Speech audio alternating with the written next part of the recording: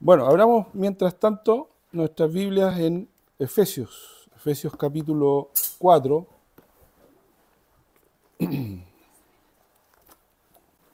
porque aquí estamos viendo los principios bíblicos que nos muestra la Escritura acerca del crecimiento de la iglesia. ¿Cómo es que una iglesia crece de acuerdo al modelo bíblico?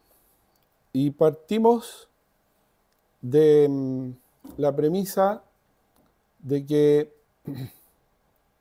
la Biblia dice que el crecimiento lo da Dios, ¿cierto? Eso ya lo tenemos establecido, tal como dice allí Pablo en 1 Corintios, capítulo 3, versículos 6 y 7. Dios da el crecimiento. Y eso es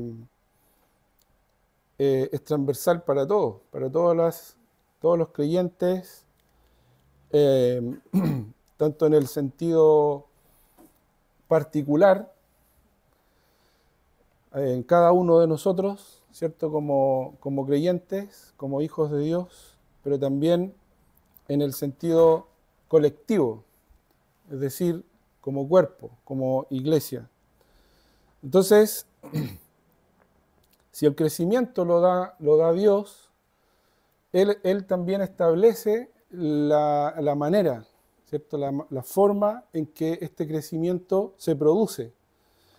Y ahí Efesios 4, justamente Pablo, si vamos al final de esta sección, en el versículo 16, fíjense, hermanos, allí cómo él termina esta sección diciendo que el cuerpo o la iglesia, ¿cierto?, recibe, fíjense la última frase del versículo 16, Efesios 4, 16. Recibe su crecimiento para ir edificándose en amor. Recibe su crecimiento. Es decir, no es que en sí misma o en sí mismo el cuerpo lo produce o lo genera. Si bien hay una participación, como vamos a ver hoy día, en el principio que vamos a ver hoy día,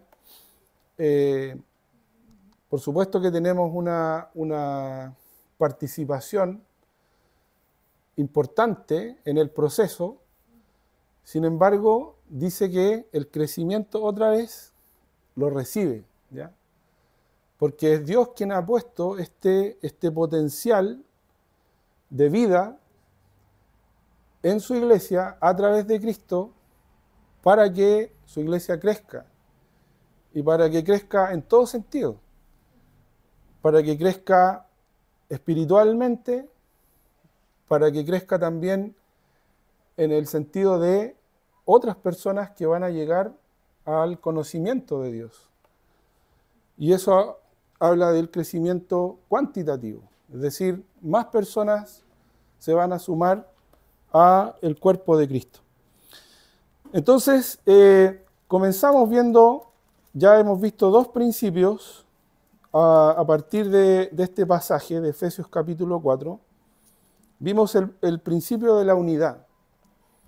El principio de la unidad. La iglesia, la característica más evidente de la iglesia es su unidad.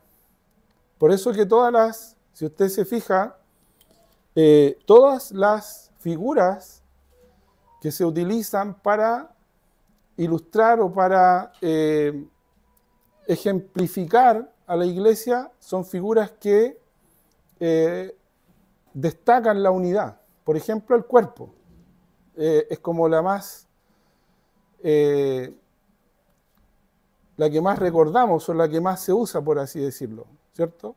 Pablo utiliza mucho esta figura del cuerpo. habla del cuerpo en 1 Corintios capítulo 12, que el cuerpo tiene diferentes miembros y así como tiene diferentes miembros, hemos recibido diferentes dones espirituales.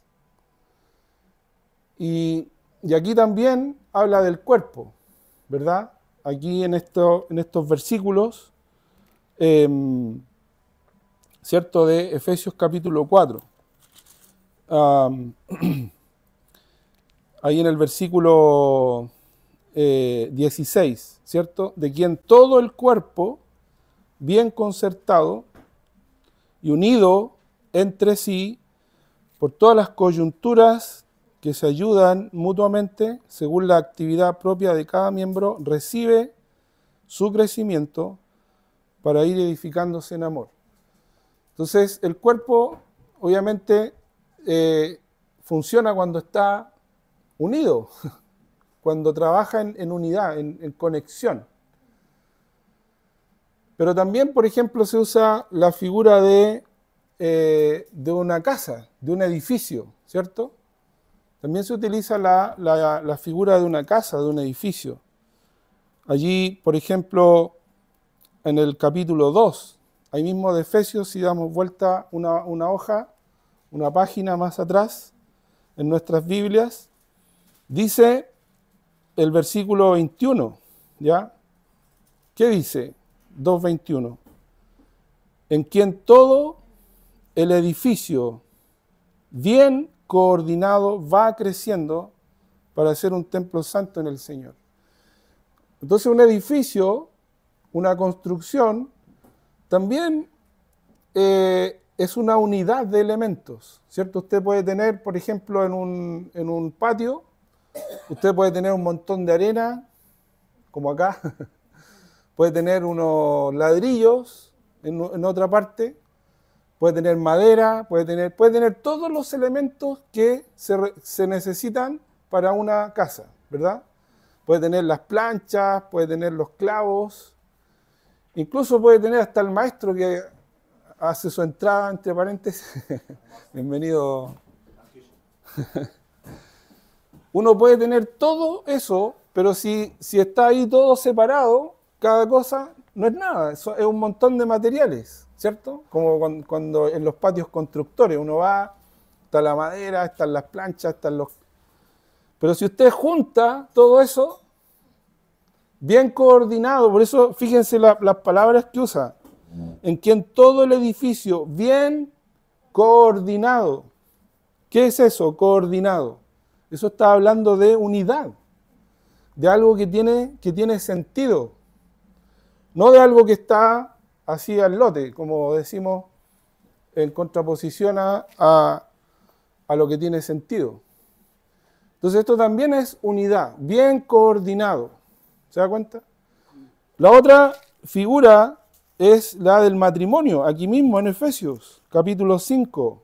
Cristo está unido a su iglesia, así como, y de la misma manera que Cristo está unido a su iglesia como el esposo, como el marido que ama a la esposa y dio su vida por ella, así los maridos deben amar a sus mujeres como a sus mismos cuerpos, dice. ¿Se fija? Ahí en el capítulo 5, a partir del versículo 22 en adelante, ¿ya? Entonces, la unidad, esa es la característica más distintiva de la iglesia. Es la característica más elocuente de la iglesia. Por eso que Jesús, cuando oraba por los discípulos, en Juan 17, oraba porque sean uno. Así como tú, oh Padre, en mí y yo en ti, que ellos también sean uno en nosotros para que el mundo crea que tú me enviaste, ¿cierto?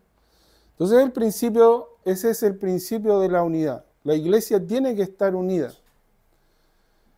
Y hablábamos de la diferencia entre, no tenemos que entender la unidad como uniformidad, ¿cierto? Porque la uniformidad es como una cosa obligada, es como una cosa que viene de afuera, que es como que te imponen eso. y eso no tiene sentido. La unidad es la unidad del Espíritu, es una unidad orgánica, es algo que el Espíritu hizo en nosotros, porque Él, el Espíritu Santo, nos toma y nos coloca en el cuerpo de Cristo. Pero también veíamos ahí en Efesios 4, pasamos de la unidad a la diversidad, y no es contradictorio. Suena como contradictorio, pero no es así. Al contrario, esta diversidad de dones, esta diversidad de actividades, aquí me gusta la palabra que usa fíjese ahí mismo en el versículo, en el capítulo 4, versículo 16, de quien todo el cuerpo bien concertado y unido entre sí por todas las coyunturas que se ayudan mutuamente, y ahí fíjese esa frase, según la actividad propia de cada miembro. Y ahí están los dos, ¿se da cuenta? Ahí están los dos principios, el principio de la unidad, pero también el de la diversidad, porque cada miembro tiene su propia actividad dentro del cuerpo. Y eso es lo lindo y eso es lo maravilloso de la multiforme gracia de Dios. El apóstol Pedro utiliza esa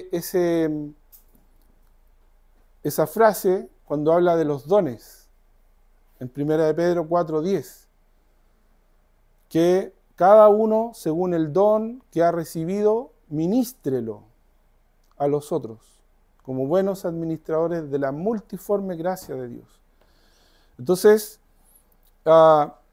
Cristo dio los dones y obviamente los dio porque Él triunfó, Cristo es vencedor, y ahí Pablo usaba esa imagen del rey victorioso del Salmo 68, ¿cierto? Y el rey victorioso que despoja a sus enemigos, los despoja y de esos despojos Él reparte a los suyos. En este caso el botín, como se dice. Y el botín se convierte en dones que Él repartió a su pueblo, a su iglesia. Entonces, ahora vamos a ver el último principio que podemos ver aquí en este pasaje, en los versículos, desde el versículo 13 al 16. ¿Ya? 13 al 16. Efesios 4, 13 al 16. Hasta que todos lleguemos a la unidad de la fe y del conocimiento del Hijo de Dios, a un varón perfecto, a la medida de la estatura de la plenitud de Cristo, para que ya no seamos niños fluctuantes, llevados por doquiera de todo viento de doctrina, por estratagema de hombres que para engañar emplean con astucia las artimañas del error, sino que siguiendo la verdad en amor, crezcamos en todo en aquel que es la cabeza, esto es Cristo, de quien todo el cuerpo bien concertado y unido entre sí, por todas las coyunturas que se ayudan mutuamente según la actividad propia de cada miembro, recibe su crecimiento para ir edificándose en amor. Entonces, el último principio es el principio de que Dios tiene una meta, un objetivo para su cuerpo. Hay una meta establecida, un objetivo, un propósito, por así ya ir especificando un poco más, un propósito bien definido. ¿Cuál es esa meta? ¿Cuál es ese propósito del cuerpo? Dice, hasta que, fíjese, versículo 13. Y esto se conecta con lo que viene diciendo en el versículo anterior, que los dones espirituales son con el fin de perfeccionar a los santos, versículo 12, para la obra del ministerio, para la edificación del cuerpo de Cristo. Y esos dones son estos hombres que son dados a la iglesia para enseñar a la iglesia, para edificarla, para prepararla, para capacitarla, para equiparla con todo lo que necesita para la obra de Dios.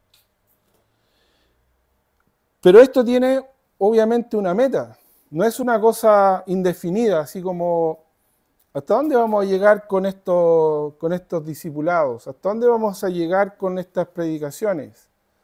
¿Hasta dónde vamos a llegar con esta enseñanza? ¿Va a haber un momento en que vamos a terminar, vamos a parar o vamos a seguir indefinidamente? Obvio que hay una meta y el Señor ha puesto esta meta para su cuerpo, para todos nosotros, para cada uno de nosotros. Dice, hasta que todos lleguemos a la unidad de la fe y del conocimiento del Hijo de Dios, a un varón perfecto a la medida de la estatura de la plenitud de Cristo.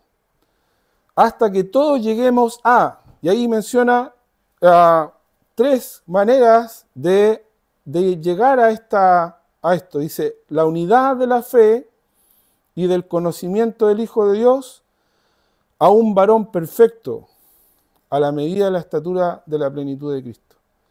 La unidad de la fe y el conocimiento del Hijo de Dios se refiere a las enseñanzas de las doctrinas fundamentales. Se refiere a todo el cuerpo de doctrina y de enseñanza que la iglesia necesita para su crecimiento. Mire, esto comenzó desde el principio. Desde el principio fue así. Fíjense conmigo en Hechos, en el pasaje de Hechos, capítulo 2, versículo 42. Cuando todo esto comenzó. ¿Qué era lo primero que los hermanos hacían al ser incorporados, al ser unidos a la iglesia, al cuerpo de Cristo? ¿Qué era lo primero en lo que ellos eran introducidos, por así decir? ¿No? De pronto uno, por ejemplo, hoy día existen muchos grupos de diferentes índoles. Usted se puede inscribir en un grupo de deporte, por ejemplo, hay grupos de todo tipo, hay personas, por ejemplo, que se juntan a leer, hay personas que practican artes marciales, y así, un montón de cosas. Gente que se junta a jugar, por entretenerse, adultos mayores, por ejemplo. ¿Sí o no? Claro, hay un montón de gente que se juntan. Y uno podría, si uno coloca a esas personas hoy día en el contexto de lo que era la iglesia en el Nuevo Testamento, a esa gente también se le podría llamar iglesias, porque eran asambleas. Las asambleas eran reuniones de personas con un propósito, con un objetivo, se juntaban para hacer diferentes cosas. Ahora, cuando alguien entra a un grupo así, cuando usted entra a ser parte de una asamblea, de un grupo, de un club, de lo que sea, a usted lo introducen inmediatamente en algo. Le empiezan a dar las instrucciones, ¿cierto? Mira, este grupo acá, la inducción. Se junta con este objetivo, esto es lo que hacemos y lo empiezan a preparar, ¿cierto? Le dan los primeros, el ABC. Mire lo que hacían los primeros hermanos. ¿Qué hacían? Hechos 2:42. Y perseveraban en la doctrina de los apóstoles, en la comunión unos con otros, en el partimiento del pan y en las oraciones. ¿Por qué hacían esto? Porque se le ocurrió a uno de ellos decir, oye, tenemos que hacerle una inducción a los nuevos cristianos para que sepan. No, esto lo mandó el Señor. Mateo capítulo 28. Vayan y hagan discípulos a todas las... ¿Y qué es un discípulo?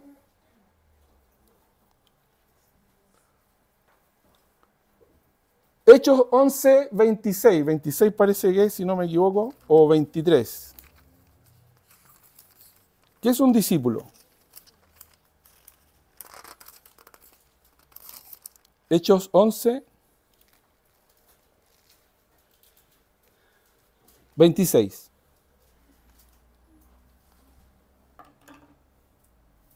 ¿Qué dice? Dice, y se congregaron allí todo el año con la iglesia y enseñaban a mucha gente, y a los discípulos se les llamó cristianos por primera vez en Antioquía. Ya. Entonces, ¿qué es un discípulo? Era un cristiano. Es un cristiano. Es un cristiano. Un cristiano es un discípulo. Y el Señor Jesús dijo, vayan y hagan discípulos. ¿Y qué dice a continuación? Mateo 28, enseñándoles que guarden todas las cosas que os he mandado. Entonces, eso es lo que se hace. No podemos dejar de hacer esto. No podemos, oye, la iglesia está aburrida porque todo el tiempo la misma cuestión, la misma cosa ahí. El hermano parece disco rayado, siempre hablando lo mismo. Hagamos algo más entretenido, hagamos algo novedoso. Hagamos algo que haga que la gente como que quiera venir así como poner... Mire, todo ese tipo de cosas no tienen nada que ver con la iglesia. Si usted quiere entretenerse, vaya a la disco. No sé si va a entretener. Yo no sé cuál es la entretención que hay ahí, pero algunos creen que eso es entretención. Si usted quiere, como una vez le dije a una persona que vino muy eufórica y hablaba fuerte y todo, yo le dije, mire, si usted quiere gritar, nosotros aquí no gritamos. No me hable fuerte, le dije yo, porque en primer lugar no soy sordo, me hablaba súper fuerte el tipo. Estaba muy, ¿cómo se dice cuando las personas, estaba muy eufórico, estaba muy hiperventilado. Si usted quiere gritar, le dije, el día domingo, ahí en la esquina a la vuelta, hay un estadio, le dije, el día domingo juegan a la pelota y ahí grite todo lo que quieran, porque todos están gritando. Ahí vaya y grite. Nosotros acá no gritamos. Nosotros acá hablamos, conversamos, cantamos, pero no gritamos. Entonces, esto es lo que se hace en la iglesia. ¿Se da cuenta? Si a alguien no le parece, si no le gusta, bueno, va a tener que buscar otro grupo. Porque en la iglesia se predica, en la iglesia se enseña, en la iglesia se adora, en la iglesia se ora. Eso es lo que hace una iglesia. Porque eso es lo que mandó el Señor. ¿Se da cuenta? Entonces, ese es el principio, ¿verdad? La meta que tiene el Señor para su iglesia es que su iglesia crezca. Pero ese crecimiento, ¿de qué manera se traduce o de qué manera ese crecimiento se hace efectivo en la vida de su pueblo, en la vida de los suyos, por medio de la enseñanza? Dice el versículo, volviendo a Efesios capítulo 4, versículo 13, hasta que todos lleguemos a la unidad de la fe y del conocimiento del Hijo de Dios. ¿Cómo voy a conocer más a Cristo si no medito en su palabra? ¿Cómo voy a conocer al Señor si no leo la Biblia, si no estudio los evangelios? Pero los evangelios hablan, ¿cuál es el tema de los evangelios? La venida de Cristo, la encarnación, cuando Él vino a este mundo. Pero usted sabe que Cristo ha existido siempre por la eternidad. Entonces Cristo está presente en toda la Escritura, en toda la Biblia. ¿Cómo está Cristo preencarnado en el Antiguo Testamento? Tenemos que aprender eso, tenemos que estudiarlo. Entonces necesitamos pasar más tiempo aprendiendo, conociendo al Señor. Cuando el apóstol Pedro advertía a los hermanos, ¿cierto?, de la falsa doctrina, de la falsa enseñanza que conducía al error, Él les escribe en Segunda de Pedro, fíjese conmigo, Segunda de Pedro capítulo 3, versículo 17, Segunda de Pedro capítulo 3, versículo 17 y 18. Así que vosotros, oh amados, sabiéndolo de antemano, guardaos, no sea que arrastrados por el error de los inicuos, caigáis de vuestra firmeza. Antes bien, y ahí está el contraste, ¿no?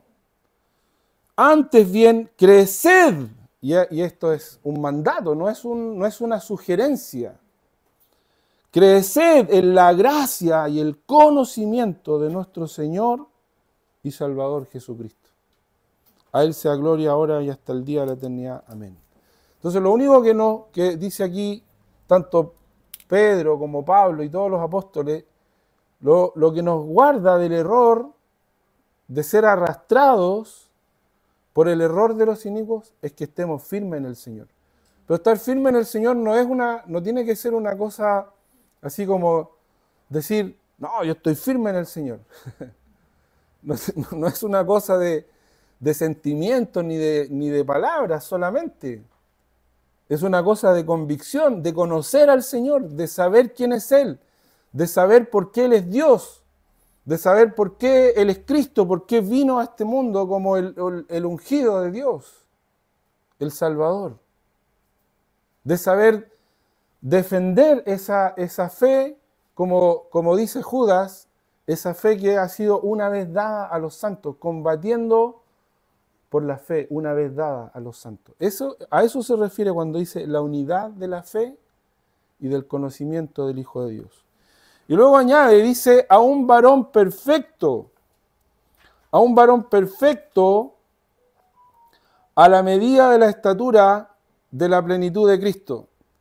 Este crecimiento tiene dos aspectos. Primero tiene un aspecto que se enfoca en lo personal, en cada uno, ¿cierto? Porque habla de la madurez. Cuando dice un varón perfecto, no está hablando de la perfección en el sentido absoluto de la palabra. Porque si no, eso sería una contradicción a lo que Pablo mismo dijo cuando le escribió, por ejemplo, a los hermanos de Filipos. Él les dijo, hermanos, yo mismo no pretendo haberlo ya alcanzado. Le dice, no es que yo ya sea perfecto o que yo ya no, sino que prosigo por ver si logro hacer aquello para lo cual fui también asido por Cristo Jesús. Eso lo dice en Filipenses 3, 12 al 15. Entonces, ¿qué quiere decir Pablo cuando dice un varón perfecto? Está hablando de madurez, de crecimiento espiritual personal. Creo que la mejor descripción de la madurez espiritual es la que nos da el escritor de Hebreos, en Hebreos capítulo 5, versículo 14. Fíjese lo que dice allí, ese pasaje. Hebreos capítulo 5, versículo 14. Dice, pero el alimento sólido es para los que han alcanzado madurez. ¿Se da cuenta? Para los que por el uso tienen los sentidos ejercitados en el discernimiento del bien y del mal. Eso es madurez. Una persona que sabe discernir, una persona que con entendimiento juzga qué es lo correcto, qué es lo incorrecto, qué es lo que debo hacer, qué es lo que no debo hacer. ¿Está bien esto? ¿Está bien que yo haga esto? ¿Está bien que yo como creyente, como hijo de Dios, como parte del cuerpo de Cristo, me involucre en este tipo de cosas? ¿Que participe de estas cosas? ¿Está bien? ¿Está mal? Eso es madurez. Cuando un creyente ha entendido su lugar, su posición delante de Dios y delante del mundo. Por eso que habla, ¿no es cierto?, allí de los que han alcanzado, para los que por el uso tienen los sentidos. Entonces uno tiene que darse cuenta. Uno tiene que darse cuenta. Por algo el Señor nos ha dado el entendimiento, la mente, los ojos, la forma de hablar. Todo eso involucra nuestra madurez. Una persona continuo, como se dice. ¿Está bien que yo diga esto? Que hable así, que me dirija así, de esta forma, que diga estas cosas. Muchos versículos hablan de eso. Ninguna palabra, por ejemplo, dice, ninguna palabra corrompida salga de vuestra boca. ¿Ve? Ahí está hablando de el habla, del hablar. No podemos hablar cualquier cosa. El creyente tiene que tener que vuestras palabras sean sazonadas con sal, dice. Que sean para edificación. Y así, eso es madurez. Entonces, habla de Efesios 4, donde estamos, habla primero de un aspecto personal, que hay un crecimiento. Dice, a un varón perfecto, a la medida de la estatura de la plenitud de Cristo. Pero dice, para que todos lleguemos a eso. Entonces aquí también habla de que hay un crecimiento colectivo, no solamente un crecimiento personal, sino colectivo. Y dice el versículo, para que ya no seamos niños fluctuantes, versículo 14, llevados por doquiera de todo viento de doctrina, por mentiras hábiles, eso significa la palabra estratagema, por mentiras hábiles de hombres que para engañar emplean con astucia las artimañas del error, sino que siguiendo la verdad en amor, crezcamos en todo, en aquel que es la cabeza, esto es Cristo. Entonces, en lo personal hay un crecimiento, hay una madurez, llegar a la medida de la estatura de la plenitud de Cristo, pero también en lo colectivo, porque tiene que haber algo recíproco de los unos hacia los otros, ¿ya? El modelo siempre va a ser Cristo, hermanos. Nunca va a haber un modelo diferente. Si bien uno puede seguir el ejemplo, y de hecho los pastores, los ancianos, por ejemplo, Pablo le dice a Timoteo, le dice a Tito, sean ejemplo. Ustedes tienen que ser ejemplo para los creyentes. Sé ejemplo en palabra, conducta, amor. Y a Tito le dice, mostrándote tú como ejemplo en todo. Y también le habla, el escritor de Hebreos le dice, acordaos de vuestros pastores que os hablaron la palabra de Dios, considerad cuál haya sido su conducta, Hebreos 13:7, e imitad su fe, dice. Pero el modelo, nuestro modelo, es Cristo. Entonces Pablo, por ejemplo, le dice a los hermanos de Gálatas, en Gálatas 4:19, les dice, hijitos míos, por quienes vuelvo, Gálatas 4:19, por quienes vuelvo a sufrir dolores de parto hasta que Cristo, dice, sea formado en vosotros. Entonces Él es el modelo. ¿Se da cuenta? Entonces, en lo colectivo, hermanos, tiene que haber una reciprocidad. Efesios 4 dice, siguiendo la verdad, Efesios 4:15, siguiendo la verdad en amor. La verdad siempre, el amor no crece sin la fuente correcta que lo dirige. Y la fuente del amor, la fuente correcta del amor entre los creyentes es la verdad. El apóstol Juan hablaba de esto en sus epístolas. Segunda de Juan, fíjese cómo comienza. Segunda de Juan y tercera de Juan. Comienzan con la misma, con el mismo concepto, ¿ya? De que Juan, por ejemplo, se sentía gozoso de saber que sus hijos andaban en la verdad y en el amor. Ahora, Pablo concluye diciendo que el cuerpo, la iglesia, recibe su crecimiento, ¿cierto? Versículo 16, la última parte que leímos al principio, recibe su crecimiento para ir edificándose en amor. ¿Cuándo ocurre esto? Cuando todo el cuerpo, y ahí es como que tomamos la última frase, pero la enganchamos con la primera frase del versículo 16. ¿Cuándo ocurre este crecimiento de edificarse en amor? Cuando todo el cuerpo, bien concertado y unido entre sí por todas las coyunturas que se ayudan mutuamente según la actividad propia de cada miembro, recibe su crecimiento para ir edificándose en amor. Entonces aquí hay dos cosas que muestra este producto, por así decir. Primero, hay un sentido de pertenencia, porque somos miembros los unos de los otros. Hay un sentido de pertenencia entre todos los creyentes y hay también una participación activa de cada creyente por medio de sus dones espirituales. Hay una pertenencia y hay una participación. Y eso finalmente produce el crecimiento que da Dios. Qué hermoso, hermano, cómo el Señor organiza y da todo para que su iglesia pueda crecer. Padre, te damos gracias por tu palabra que nos enseña, que nos exhorta y cuánto la necesitamos, cuánto requerimos de estas verdades, de estos principios en nuestra vida, porque somos tus hijos, somos tu pueblo.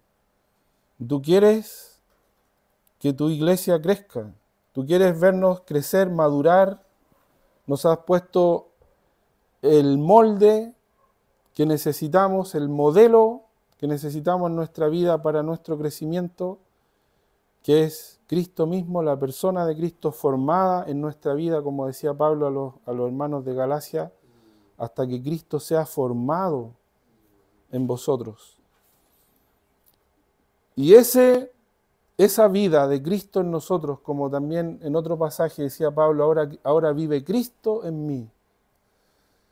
Esa vida se traduce en una vida de pertenencia de los unos a los otros, pero también de participación, en la que yo me brindo, me doy, en amor, en verdad, hacia mi hermano,